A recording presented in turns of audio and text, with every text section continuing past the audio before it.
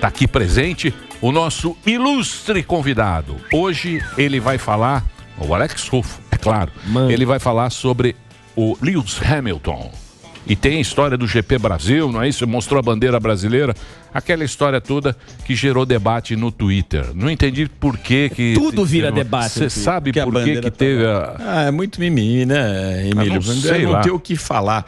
O cara venceu a corrida, venceu de maneira espetacular o GP São Paulo de Fórmula 1. Largou lá atrás, né? Largou atrás. Foi a primeira vez que um piloto perde 25 posições e vence uma corrida. Você fala, pô, mas peraí, como 25 posições se só tem 20 no grid? Na sexta-feira ele foi desclassificado por um problema na asa móvel de 0,2 milímetros. Não dá nem para imaginar o que sejam 0,2 milímetros. E foi desclassificado e largou em 20º. Para a corrida seguinte, que é a que dá o grid de largada para o domingo, perdeu mais 5 com a troca do motor, ou seja, foram 25 posições e o cara vence de maneira espetacular. E aí, mais espetacular ainda, levantar a bandeira do Brasil em Interlagos. O povo estava muito carente de ter a bandeira no ponto mais alto do pódio. A última vez tinha sido em 2008 com o Felipe Massa. E aí vem essa série de mimimi porque a bandeira estava ao contrário. Tá? Cara, é muito falatório. Na verdade, ele fez com essa corrida trazer à memória o Ayrton Senna, não só por ter levado a bandeira no pódio, mas também na volta de comemoração, né? Aquela volta logo depois da bandeira quadriculada, ele pediu uma bandeira para um fiscal de pista e repetiu o mesmo gesto que o Ayrton fazia levantando a bandeira. Então, eu acho que é bobagem, né? O grande protagonista da corrida, na verdade, foi a bandeira do brasileiro, como o Reginaldo Lopes falou. Hoje a gente é o dia da bandeira, então homenagem aí também ao dia da bandeira, a gente falando de Hamilton aqui, valorizando a nossa bandeira quando muitos brasileiros não fazem a mesma coisa. E muita gente pensa, Emílio, que o que ele fez aqui é uma atitude de marketing, que é para trazer a torcida pro lado dele. Isso é papo furado. Ele é fã mesmo. Ele é fã, desde moleque ele era fã do Ayrton, ele já se espelhava no Ayrton, tem várias declarações dele. Ele, quando se igualou ao Ayrton com 65 poles no GP do Canadá de 2017, ele até chorou. Ele fez uma homenagem ao Ayrton, começou a utilizar em várias corridas o capacete com alguma menção ao Ayrton. No dia 1º de maio ele fez isso, no dia do aniversário do Ayrton também ele sempre fez isso, em todos os circuitos do calendário. Então, muita gente fala, ação de marketing. Não é marketing, o cara sempre se declarou fã de Ayrton Senna. E o capacete dele várias vezes também pintado com essas cores aí, né, que a gente sabe muito bem ao que remete. A corrida, que eu até falei, ficou para o pano de fundo, ela foi espetacular pela maneira como ele venceu, né? Com toda essa recuperação que fez ao longo da prova, ele ainda, quem nos acompanha em vídeo vai ver, ele ainda foi jogado para fora da pista. Os dois, na verdade, saíram, Max Verstappen e ele, na volta de número 48, e na volta seguinte ele conseguiu ultrapassar o Verstappen e aí já não perdeu mais a liderança. Foram 11 voltas até a bandeira quadriculada. E foi um momento realmente espetacular, e ali sim, sem mimimi, que essas coisas aconteciam em todas as temporadas, na década de 60, 70, 80, e de algum tempo para cá, qualquer esbarradinha, se o cara tira um pouco da pista, o próprio Vettel foi penalizado porque terminou a corrida com menos de 1 litro de combustível no tanque e aí não dava para testar. Então, assim, eu acho que isso faz perder muito a essência da competição, a essência da corrida, e os caras vão para a pista sem saber. É mais ou menos a história do VAR, né? No final, eu vou vencer a corrida ou vou ser desclassificado? Para o bem do automobilismo, essa atitude do Max Verstappen e do Hamilton na pista não gerou nenhuma punição e está valendo aí, na verdade, essa grande comemoração. E como a gente fala de mimimi, eu sempre conversava muito na pista com o Villeneuve, que é um cara que sempre valorizou muito a história de os pilotos serem gladiadores. Claro, ninguém quer morrer, mas ali é um circo onde quem está assistindo quer ver realmente toque, quer ver disputa de verdade. Não, olha, não vale encostar, não vale pisar em cima da zebra, né? Isso tem acontecido ultimamente. E o Villeneuve, eu perguntei para ele como que ele viu essa evolução do Hamilton e também como ele compararia o Hamilton se ele estivesse correndo lá nos anos 60, 70 e 80. Vamos ouvir aí o comentário do Villeneuve. Alô, Villeneuve, cadê você? Não, o Villeneuve foi ali... Tem um VT. Vive a grama. Ele já vem. Mania da gente chamar na hora errada. Aí o Igor foi procurar no arquivo. A turma fica procurando, olha, você tem que procurar, viu, Rufo? Você viu? Eu sei que você prepara tudo bonitinho. Tem uma história bem interessante. Oi, Alex. Definir Lewis Hamilton é uma coisa realmente bem difícil de ser feita. Se a gente pensar ao longo da sua carreira, ele sempre foi muito rápido, mas bem diferente do que ele é hoje. Ele não terminava corridas, hoje ele é bem mais consistente. Hoje ele é bem diferente. Eu gostaria de vê-lo nos anos 70, 80 ou até mesmo nos 60, com carros bem mais arriscados e com uma corrida perigosa. Como ele é um piloto que não bate muito, eu tenho certeza que ele também se daria muito bem nessa época. Era uma época em que os pilotos não eram politicamente corretos e ele sempre foi uma pessoa diferenciada. Como piloto, ele seria tão impressionante como é hoje. E vendo a sua evolução e sob total controle numa pista de corrida, é realmente muito impressionante e ele se tornou parte da história. E isso permanece. Very, very impressive. And he has written history, and that will remain. Ó. Onde é que tá morando o Villeneuve? Tá morando na Suíça. Na Suíça? Tá na Suíça. Nevando lá. Cara, ele, você vê, até a gente falar de arrojo, né?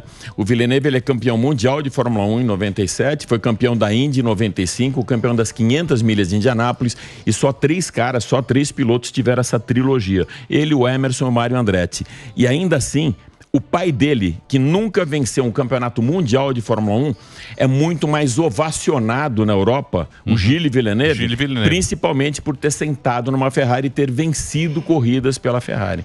Então, aquela história do arrojo, de antigamente, o cara realmente ser um gladiador, e ele sempre se espelhou na história do pai dele, no arrojo do pai dele, só que ele foi mais vitorioso, só que ele tem menos percepção dentro do meio do que o pai do Gilles, que sentou numa Ferrari. Isso a gente falou aquele dia com Massa, né? E essas histórias, elas também remetem a gente a outra coisa, Emílio.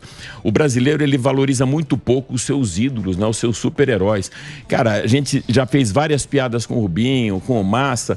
Os dois sentaram numa Ferrari, pilotaram Ferrari, tem mais de 10 vitórias pela Ferrari. O Rubinho foi vice-campeão em 2002 e 2004 com o Schumacher junto com ele. Então, essa história toda, ela denigre, na verdade, o brasileiro que quer ir lá para fora, que é valorizado lá fora e não é aqui. A história do Senna com a bandeira. Isso começou em 1986 em Detroit.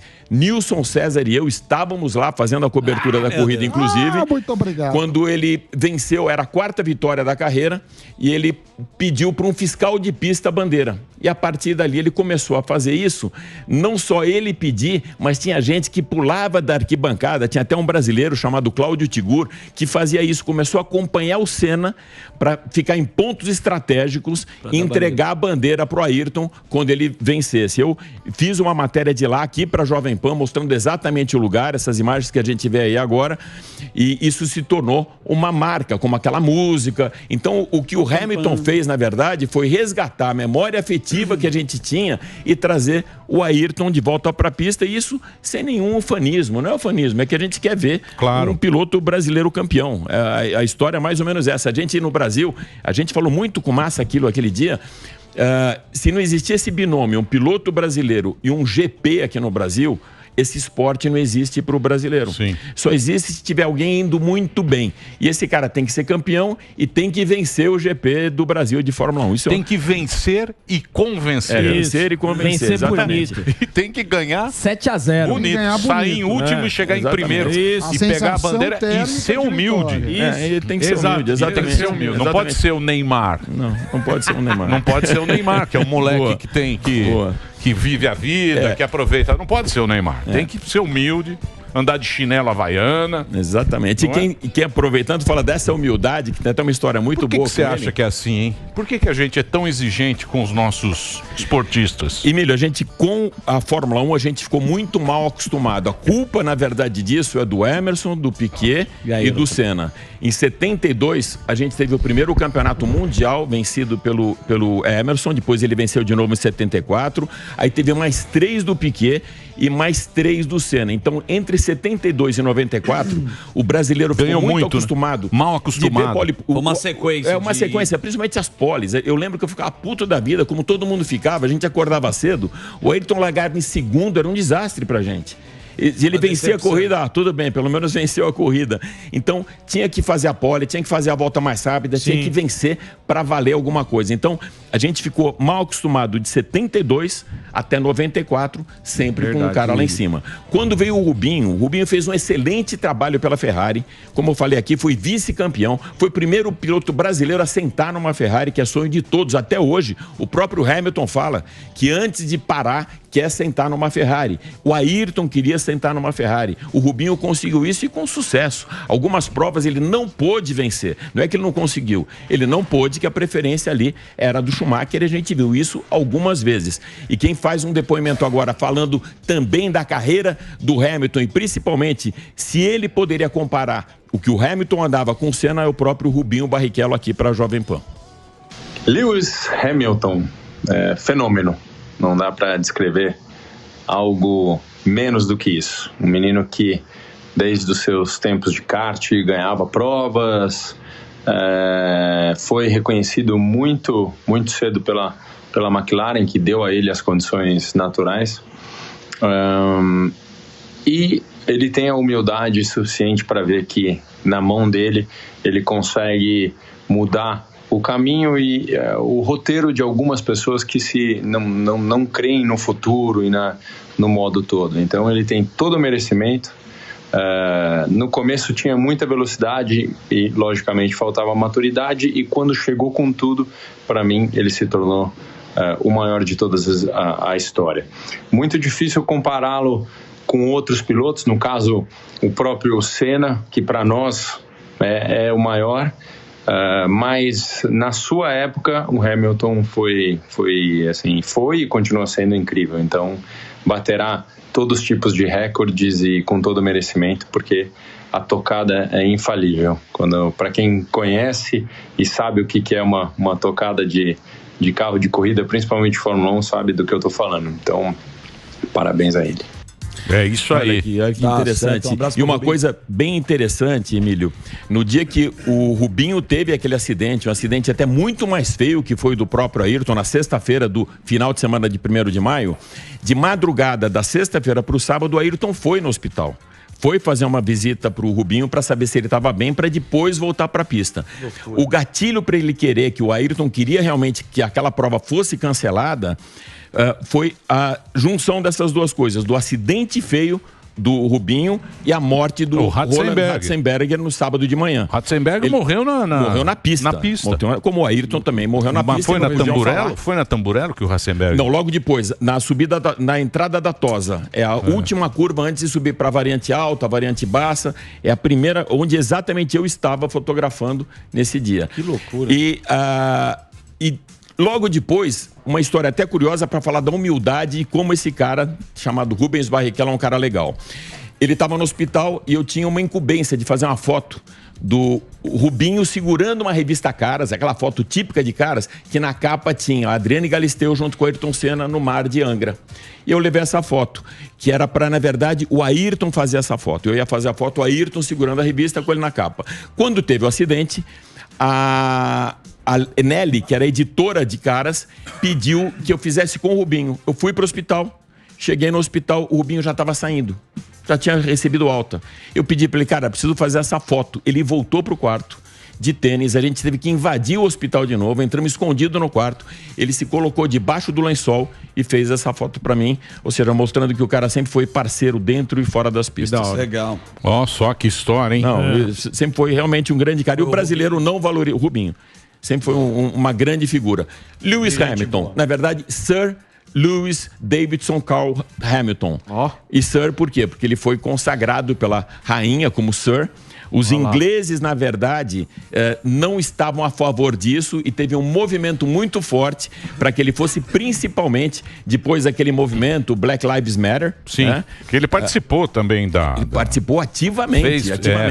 Ele criou, levou isso para a pista e participou na manifestação pelo George Floyd, que foi aquele negro que foi assassinado, né, sufocado em maio mais ou menos de 2020, e ele participava disso e levou para a pista todas essas bandeiras do Black Lives Matter. Isso é exatamente o que ele valoriza no Ayrton, que ele se compara muito de ir contra a maré, de ser uma voz que não seja politicamente correta, mesmo que isso possa causar problemas com ele, inclusive de multa, de suspensão. A FIA chegou a reprimi-lo por essa história, então esse é o nosso grande heptacampeão mundial que levanta essa bandeira. Não só a bandeira do Brasil, mas a bandeira das diferenças sociais e do antirracismo.